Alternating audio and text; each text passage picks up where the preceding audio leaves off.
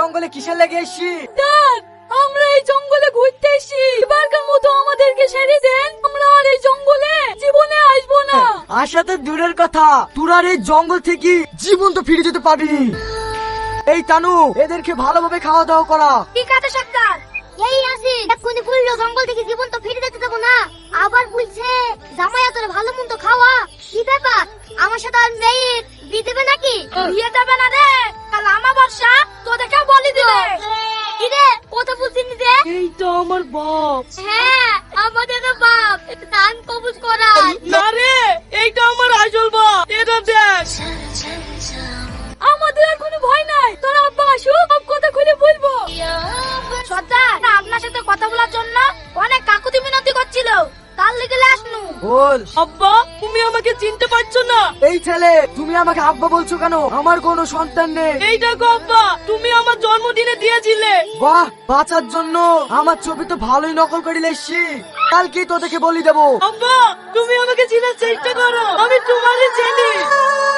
এই আসিন, আব্বা তো স্মৃতি শক্তি হারিয়ে গেছে। আব্বা তো এখন আর আমাকে চিনতেও পারবে না। তাহলে এখন আমি কি করব বল? কি আর করবি? আমাদের মরণ ছাড়া আর কোনো উপায় নাই। একটা উপায় আছে, আমি সিনেমাতে দেখেছি কারো যদি স্মৃতিশক্তি হারিয়ে যায় তার মাথায় আঘাত লাগলে আবার স্মৃতিশক্তি ফিরে আসে। এই কথাটা তুই খারাপ বলিসনি। আজ কি সবিকের বাপের মাথায় মেরি জ্ঞান ফিরাবো।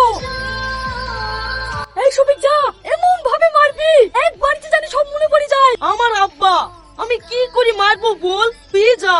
তুই তো ভালো করেই জানিস আমার হাতে বিশাল শক্তি। আস্তে করে মারতে গিয়ে চুরি লেগে মাথা পাতা ফেটে যেতে পারে। তাকে নে বিশু, তুই যা। আমি ভয় করছি নাকি? কি ভয়? আর আমি দে দাও দে, সব মনে করে আসছি। স্যার, আপনার মাছ ভালো করছে না বলি শুকনো ডাল ভেঙে আসনু, আস্তে আস্তে পুরা আর খান। জল্লাদ, তুমি প্রস্তুত হও। ঠিক আছে সর্দার।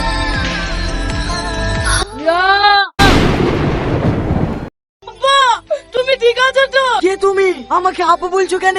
আরে নকি, এটা তুমি কোথায় পেয়েছো? এটা তো আমার ছেলেকে তার জন্মদিনে উপহার দিয়েছিলাম। আমি তোমার সেই ছেলে আব্বা। তুই আমার সেই ছোট্ট ছবি। আয় মধু, তুই আমার বুকে আয়।